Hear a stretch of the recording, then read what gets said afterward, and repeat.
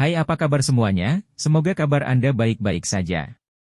Terima kasih karena sudah memberikan support dan juga kesetiaan Anda untuk membangun channel Codot Film. Yuk kita lanjutkan alur ceritanya, sambil siapin kopi dan cemilan, setting suara volume full. Gasken. Prestise. Gelombang api yang bergelombang menyapu dari langit. Akhirnya, ia menempati diameter 1000 kaki dari tanah ke awan. Awan api 3 warna yang menakutkan menutupi langit. Pada saat ini, bahkan sinar matahari pun kesulitan menembusnya. Gelombang api menyebar dengan cara seperti riak sebelum kecepatannya tiba-tiba melonjak. Seolah-olah ada energi kuat yang mendorongnya. Dengan sebuah ledakan, benda itu membawa suara ledakan keras saat menyapu ke arah cakrawala dengan kecepatan yang sangat cepat. Angin liar dan ganas yang dibawa oleh gelombang api yang menyapu juga menyebar ke tanah. Segera, massa hitam tentara di luar benteng itu seperti kartu domino yang telah disatukan saat mereka benar-benar roboh ke tanah dengan beberapa suara. Dalam sekejap, suara yang kacau itu mengalir ke awan. Itu lama kemudian sebelum mereka hampir tidak berhasil mengatur formasi dan mengangkat kepala mereka. Mata mereka kusam dan tenggorokan mereka berputar dengan keras saat mereka melihat awan api tebal di langit. Bahkan seseorang yang sekuat seorang elit Dozong sepertinya tidak akan melakukannya dengan baik dalam menghadapi ledakan api yang mengerikan. Para ahli dari 3 sekte di udara itu terguncang oleh gelombang teratai api yang menakutkan sampai wajah mereka agak pucat. Mata mereka masih memiliki rasa takut yang tersisa pada saat gelombang api berlalu. Ledakan seperti itu memang terlalu menakutkan. Kedua sesepuh Mulan juga bertukar pandang satu sama lain pada saat ini. Mata mereka menunjukkan kelegaan di atas keterkejutan. Beruntung Xiao Yan tidak menggunakan teknik Dou yang menakutkan saat mereka bertarung melawannya. Jika tidak, meskipun mereka memiliki Three Beast Savage Skill, kemungkinan mereka akan mengalami kesulitan menahan serangan yang begitu menakutkan. Tidak heran orang kecil ini bisa menjadi kepala aliansi Yan. Dia memang memiliki kekuatan. Mereka berdua dengan lembut berbicara sambil menyeka keringat dingin di dahi mereka sambil merasakan ketakutan yang masih ada. Aku ingin tahu bagaimana Yan Luotian itu. Namun, dalam menghadapi ledakan energi yang menakutkan ini, dia pasti tidak akan berakhir dalam kondisi yang baik meskipun dia adalah seorang ahli Dozong. Sejumlah tatapan yang tak terhitung jumlahnya di medan pertempuran berhenti sejenak di awan api tebal di langit sejenak. Setelah itu, tatapan itu mengarah pada sosok yang masih jatuh di udara. Itu adalah orang yang melepaskan serangan mengerikan ini. Hai Bodong, yang baru saja mundur ke sisi tembok, juga menoleh dan melihat Xiao Yan yang jatuh saat ini. Dia langsung tertegun sebelum dia melihat Xiao Ding dan yang lainnya dengan senyum malu. Dia buru-buru membalikkan tubuhnya sekali lagi dan dengan cepat bergegas menuju Xiao Yan. Namun, tubuh yang terakhir tiba-tiba bergerak ketika dia mencapai tempat yang tidak jauh dari Xiao Yan. Sayap api di punggung Xiao Yan itu diperpanjang sekali lagi. Setelah berjuang 2 kali, dia benar-benar sekali lagi berdiri di udara dengan susah payah. Apa kamu baik-baik saja? Hai Bodong juga menghela nafas lega saat melihat Xiao Yan masih memiliki kekuatan untuk tetap di udara. Dia bergegas dan dengan cepat bertanya ketika dia melihat tubuh Xiao Yan penuh luka. Batuk, Xiao Yan mengeluarkan beberapa batuk yang intens. Meski wajahnya pucat putih, sepertinya auranya masih cukup stabil. Dia tidak berakhir dalam keadaan di mana bahkan kesadarannya menjadi kabur seperti terakhir kali di Misty Cloud Sect. Saya baik-baik saja. Hanya saja saya merasa agak lelah. Energi yang dikeluarkan benda itu benar-benar terlalu besar. Xiao Yan melambaikan tangannya. Tindakan ini menarik luka di tubuhnya, menyebabkan dia dengan lembut menghirup udara sejuk. Dia mengeluarkan 2 hingga 3 botol giok dari cincin penyimpanannya sebelum menjentikkan jarinya. Dia mengeluarkan cairan obat di dalamnya dan menyebarkannya ke luka-luka di tubuhnya. Xiao Yan sekali lagi mengeluarkan beberapa pil obat untuk memulihkan Douqi setelah menyelesaikan semua langkah ini. Dia memasukkannya ke dalam mulutnya sebelum menghela nafas panjang. Kamu benar-benar sembrono, Hai Bodong akhirnya berbicara dengan senyum pahit setelah melihat Xiao Yan menyelesaikan semua tindakannya. Tidak ada pilihan. Wajar jika seseorang harus membayar harga untuk berurusan dengan elit Douzong. Namun, ini sudah jauh lebih baik dibandingkan dengan yang terakhir kali. Xiao Yan tertawa sembarangan. Hai Bodong hanya bisa tertawa getir saat mendengar jawabannya. Namun, dia memang harus mengakui dalam hatinya bahwa Xiao Yan jauh lebih baik jika dibandingkan dengan waktu sebelumnya. Pada saat itu, jika konstitusi Xiao Yan tidak terlalu kuat dan bahwa dia adalah seorang alkemis yang tahu bagaimana menggunakan obat-obatan yang benar, luka menakutkan yang diterima Xiao Yan akan menyebabkan orang lain menderita gejala sisa bahkan jika mereka berhasil melakukannya. Sembuh total. Prestasi masa depan mereka bahkan mungkin berakhir di kelas Douwang selamanya. Apakah orang itu sudah mati?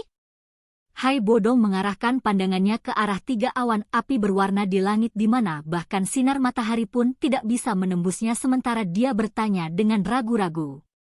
Meskipun kekuatan, Angry Buddha Lotus Flame, luar biasa, bagaimanapun juga, saya berada satu kelas dari kelas Douzong.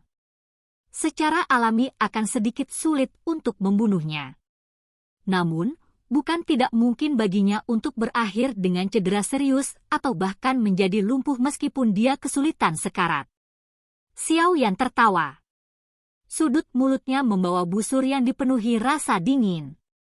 Hai Bodong tersenyum saat mendengar kata-kata Xiao Yan. Dia baru saja akan berbicara ketika awan api tebal memancarkan gelombang fluktuasi yang intens. Sebuah lubang segera dibuat di awan api di depan tatapan yang tak terhitung jumlahnya. Segera, cahaya keemasan redup keluar dari dalamnya. Seseorang bahkan bisa mendengar beberapa suara muntah darah selama ini. Sosok manusia yang tiba-tiba menembus awan api secara alami adalah Yan Luotian, yang telah disambar dengan keras oleh nyala teratai 3 warna. Namun, yang terakhir saat ini begitu menyedihkan sehingga dia tampak tidak sedap dipandang. Pakaiannya hanya duri dan indah, sayap besar di punggungnya sepertinya telah menjadi seperti sayap burung yang semua bulunya dicabut. Sayapnya tidak berbulu dan sangat jelek. Rambut Xiao yang tersebar di depan dahinya. Tubuhnya berlumuran darah segar. Tentu saja, yang paling penting adalah aura Yan Luotian saat ini telah melemah menjadi kondisi yang sangat lelah. Dari kelihatannya, terlihat jelas bahwa dia menderita luka dalam yang serius akibat ledakan meskipun telah menyelamatkan nyawanya. Seluruh tempat itu benar-benar sunyi saat semua orang memandang Yan Luotian yang tampak menyedihkan ini. Sesaat kemudian, sorakan yang mengguncang bumi tiba-tiba bergema di atas langit di atas benteng. Mereka sekali lagi menyaksikan pemuda ini menciptakan keajaiban lain dengan mata kepala mereka sendiri. Xiao Yan telah mengalahkan 3 sesepuh Mulan dan Yan Luotian dalam 1 hari. Ini adalah 2 ahli Douzong.